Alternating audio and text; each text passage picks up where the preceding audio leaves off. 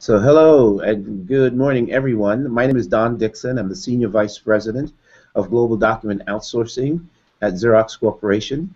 And this is our fourth edition of Ask the Experts. And we have two experts with us today that's going to take us through a lively conversation around how to simplify work in the enterprise. And so I'll let them introduce themselves. Louell, would you please introduce yourself? Hello, my name is Louell Fernandez. I'm very pleased to be here today. I'm an Associate Director with Quocirca, which is a UK-based market research firm, and I focus primarily on understanding enterprise usage of managed print services. Wonderful. And Michael, would you introduce yourself, please? Hey, Don. I am Michael Krigsman. I'm an analyst and a strategy advisor to senior executives in the enterprise on use of technology and the intersection of business, technology, leadership, and innovation. Wonderful, wonderful. We're excited to have both of you here today, and I can't wait to get into this topic about simplifying work. And so the thing that's on my mind is that industries, organizations, enterprises are all facing similar challenges around information, whether it is the digitization of that information, whether it is securing that information, whether it is automating and simplifying that information, or even taking costs out. What do you see? What has been your experiences with customers and how they face these challenges? Let's start with Michael. Don, I think there's a tension today because organizations expect their technology to drive efficiency and to remove costs. And yet, and of course, that's a reasonable set of goals. But at the same time, these companies want their IT organization, want the CIO, want folks in IT to be driving innovation. And so sometimes we hear about the CIO as, on the one hand, the chief infrastructure officer, right, which implies cost reduction. Other times we hear about the CIO as being the chief innovation officer. And so there's a tension. And it's a challenge for organizations to integrate these two different roles or personas, in a sense, of the CIO and IT. Yeah, absolutely. So Louell, could you tell me how then managed print services play a role in overcoming these information challenges? And maybe you can start by kind of setting up what is managed print services? Sure. So many organizations today struggle to manage their print environments. And typically, an organization has a variety of different devices from different manufacturers, which means they need to control costs, manage different service contracts, software, consumables. Yeah. And this can lead to significant device sprawl, which means that it's very difficult to control costs and efficiencies. So we're seeing more and more organizations moving towards a managed print service to actually help them tackle these escalating print costs, but also drive improved productivity and efficiency as well. Right. Yeah, right. Great. So talk to me a little bit about how do you see managed print services playing a role in helping organizations, optimize their information infrastructure, if you will. Okay, so I think if we take a step back, today, despite the digital age, many organizations are still operating a very paper-dependent environment. So there are many paper-based processes which organizations are still very much dependent on. And an MPS really can play a key role in terms of helping the digitization of these processes. And many management service engagements today allow the identification of these processes and looking for bottlenecks in manual processes which can actually be made more efficient. So a management service platform can really play a key role in terms of optimizing these manual inefficient processes and actually improving the integration between paper and digital workflows. Yeah, indeed. Thank you for that perspective. Information is now the lifeblood of most organizations. After all, it is the intellectual capital, right, on which many organizations run. And from my perspective, the disruptive innovation and adoption of of say, mobile technologies, or the impact that security can have in the movement of this information across the infrastructure is big, right? We have a very large, diverse workforce, and so as they go mobile, I wonder whether or not they can have the same kind of experience that you would have, say, working in a corporate environment. Work is no longer a place anymore. Michael, can you kind of talk to me about the challenges that you see enterprises and customers talking about as they look at creating, accessing, and protecting their information as, say, perhaps their mobile workforce interact with it? I think we really need to begin with what the users want, what they expect, and actually today, what they demand. You mentioned the term workplace. In the past, the workplace was a fixed location. Everybody came to the office. Today, telecommuting is extremely common. Yeah. The lower airfares mean that travel is more frequent. People have home offices, they work in coffee shops, and so the user expects complete access to all of their information wherever they happen to be at that moment. So the workplace today can be any one of these different places. It can be an airplane. Right. But at the same time, the company needs to institute appropriate governance over security, the right type of devices so that they can manage that security. So you have this balance between managing the openness that workers expect and the availability that workers expect on the one side versus the security that the organization has to implement. Yeah, thank you for that, Michael. And Luella, I know for a fact that this is an area, particularly mobility and security, is a big area in management service engagements today. And I know you spend a lot of time talking to customers about their experiences. And having served as a research director at a large IT research and consulting firm for over 10 years and leading research in this area, I know firsthand, having talked to those CIOs and talked to those customers myself, what their expectations are around mobility and more recently around security in particular. So could you tell us, what are your experiences and what are you hearing from your customers around requirements, as well as things that they not only would be nice to have, but they need to have? Yeah, so we talk to a lot of enterprises in terms of trying to understand their requirements for mobility and security within broader management services engagements. And certainly, as Michael mentioned, there's a real trade-off in terms of balancing productivity as you bring more mobility into an organization, balancing that with security risks. And what we're seeing is that most mobile workers do want to have access to the same corporate applications as they've enjoyed on their laptops, which have been controlled by IT in the past. But because of the sort of bring your own device phenomenon, this has really led to a real proliferation of devices and operating systems, and it's very difficult for IT to actually manage and control this. So while they need to ensure that mobile workers remain productive by enabling them to access applications, and this actually does include printing, we believe that around 80% of mobile workers do actually want to have access to printing, even if they're not needing print all the time. It's useful to have these capabilities, and if they don't have access to those capabilities, then it does affect their productivity.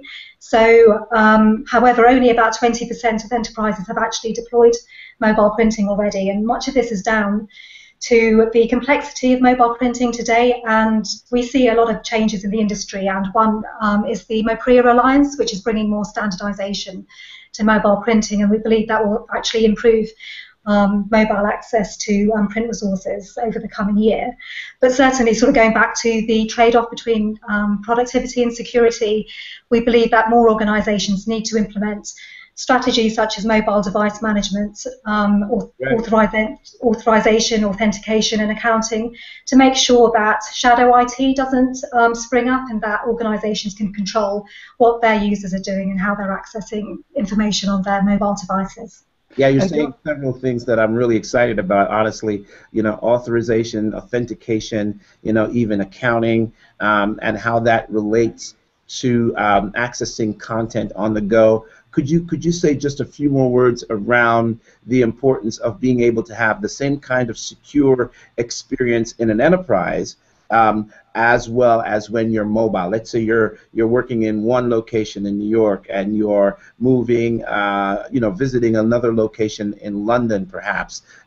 You want to have the same access to your content as well as the security around that. Could you talk a little bit more about authenticating to the device, so the device knows who you are, and then having access rights? Yeah, so there's there's a number of ways that that can be achieved. If we consider printing in particular, Yeah, there are tools such as pull printing, which enable users to actually release documents based on their authentication credentials. So they can walk up to any multifunction printer or copier within the corporate network, which right, allows them to release the documents based on their previously defined user credentials. And this is a real way not only of securing printing, but also minimizing wasteful printing. So rather than printing multiple copies of one document and not picking it up, it's possible to just ensure that you're only picking up the documents you've actually printed. And this also reduces environmental impact and also improves security. So full printing is really very key in terms of promoting enterprise mobility, but also ensuring security as well. yeah. The notion being able to pull the document to you regardless of your location, right? Mm-hmm. Yeah, fantastic. So thank you for that. So businesses today have a huge opportunity to automate and simplify their paper-based business processes and introduce streamlined digital workflows. So Michael, could you talk to me a little bit about how can they best manage that transition and perhaps even introduce business intelligence into that process? Well, as Louell mentioned, the most innovative organizations today, the ones that I speak with who are pushing the envelope, are taking very strong proactive measures to implement these types of systems so that their workers really do have the same capabilities and the flexibility and access to information combined with security when they're out in the field. The challenge for organizations is this is requiring new layers of both technology as well as processes. So from an IT perspective, it requires a different type of thinking, which Yeah. is a challenge for IT in many cases. And it's part of the innovative process. It requires change management. It requires being aware of both the end user perspective and what the end user wants. Because if not, then shadow IT, as Louella mentioned, will spring up. But at the same time, balancing the corporate needs. So really, it is a change management exercise, and some training is required, both for users and for IT.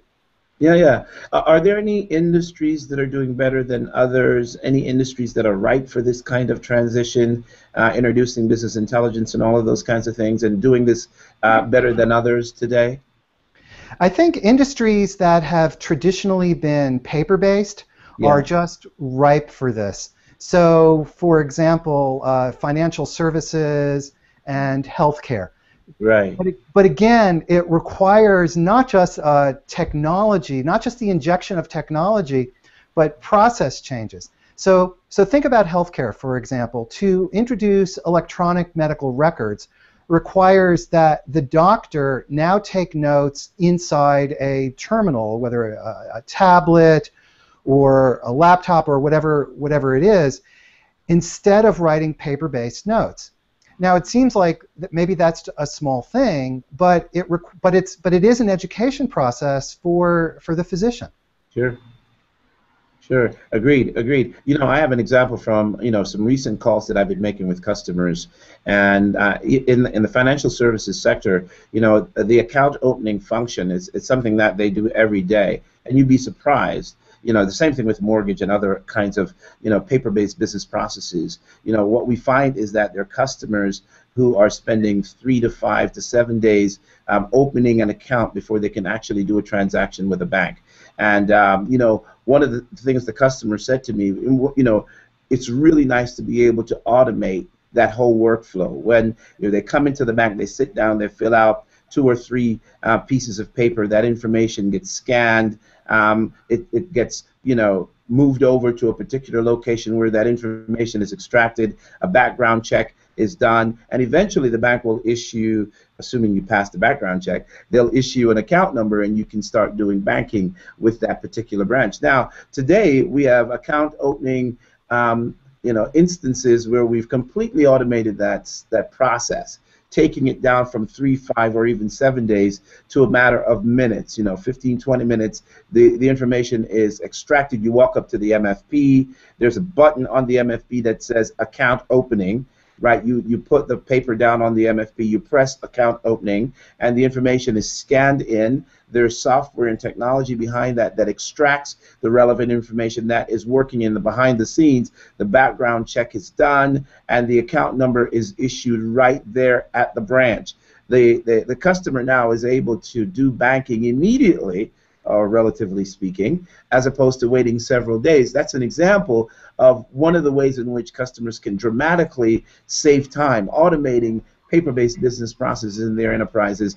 And I'm wondering, are you seeing similar kinds of requirements from your customers in this regard? I think the... Louell, any comments on that? Yeah, I just wanted to add that so you talked about sort of digitization of some of these business processes, and we see this as quite key to an organization's broader big data strategy. Yeah. So if organizations, big data has become, a big buzzword, and more organizations are increasing their expenditure on big data and business analytics and business intelligence, as you mentioned. And often paper is overlooked in the big data picture, but by actually paying higher priority to digitization of paper documents, organizations can unlock a lot of valuable information and insights from those paper documents.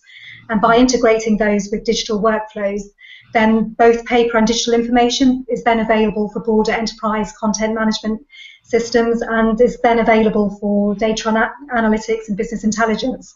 So really, paper-based processes should not only be optimized, but should also play a much bigger part in a company's big data strategy as well. Yeah, great. Michael, you had a comment you wanted to make there. Yeah, I think that this is another example of technology driving not just cost savings and efficiency, but real value for the business. Because in a case like you were describing, where financial services is reducing the amount of time that it takes a customer to wait, that drives increased customer loyalty. It ensures that the customer actually follows through with the creation of that account rather than going to a competitor who might be able to do it faster. So I think that this notion of innovation connected with the technology as opposed to just cost savings is extremely important. Agreed. Louell, you recently created a white paper on the importance of protecting information in an enterprise. We know that businesses today are all aware of the risks associated with PCs and servers and computer networks, but go back to the point you touched on earlier about securing intellectual property on printers and multifunction devices that are everywhere in enterprises today, because literally everybody prints, right? So talk to me a little bit more about that. Sure. So with many businesses now are moving to a shared multifunction device environment, so they've moved away from single function devices or desktop devices where maybe it was easier to secure confidential information, and now MFPs are typically in communal areas and they're being shared between multiple users. So the opportunity for information to fall into the wrong hands, whether accidentally or maliciously, is heightened without proper print security controls. And there have been a number of incidents, particularly in the UK, where we have data protection laws against information being sent from the business that hasn't been sent to the correct recipient. And in recent months, there have been 2 quite significant fines for companies that actually failed to protect their print environment and actually sent information to the wrong recipient, and it was sensitive customer information, and it was purely by somebody picking up the wrong information at the device and sending that information with their own documents. And because this was very sensitive information, the fines were levied quite significantly on 2 local governments in the UK. And really this can be mitigated with a number of controls. And really with an MFP, there's quite a lot of security vulnerabilities. So it's not only the paper that resides in an output tray, but also information resides on the hard disk, which can be accessed if it's not overwritten, and also information can be intercepted in print queues. Probably not as common, but there are quite a number of security vulnerabilities, as you'd find on any network device connected to the network or to the IT infrastructure. So really, we're just seeing that there are significant security risks, and in recent Quocirca research, around 70% of organisations did indicate that they'd suffered at least one data breach as a result of unsecured printing. It is a concern. It is a concern. And in talking with a lot of our large enterprise customers, this has become an increasing area of concern, given some of the public information we've heard recently around large security breaches of credit card numbers and the like. The one that I'm thinking about, or at least the idea that I have in my mind, is my wife works in a healthcare kind of a situation, and the patient onboarding kind of information and the rules we have around HIPAA has become really, really important lately, almost as strong as the Sarbanes-Oxley rules we have around financial services. I wonder if you can talk extemporaneously about the importance of those 2 regulations or those 2 initiatives in enterprises and the impact it has. Let's say, take the healthcare example. I wonder if you would have any comments on that, Michael. Well, these types of regulations reflect the broader concerns that that Louell and you were just describing, of information loss, of information being stolen, and so forth. And so it really means that the enterprise people looking to implement distributed systems in terms of devices and so forth have to examine the entire chain and manage the entire chain, from the security at the point of the MFP all the way out to the user who has a cell phone or a tablet going through security at the airport and needing to make sure that the data that may reside, even if it shouldn't be there, but data that they may have on that device cannot be compromised.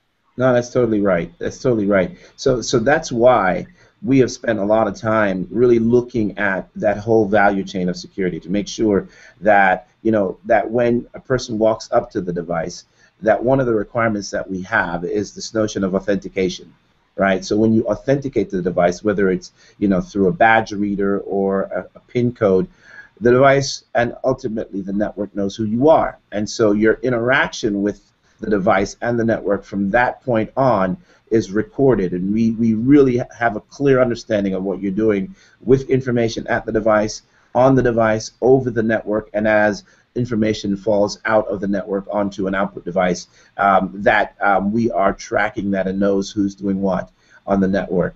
So this explosion, this information capital explosion, if you call, both in electronic form, in paper form, in enterprises, has become a real challenge, right? So the thing that keeps me up at night is, how do we unlock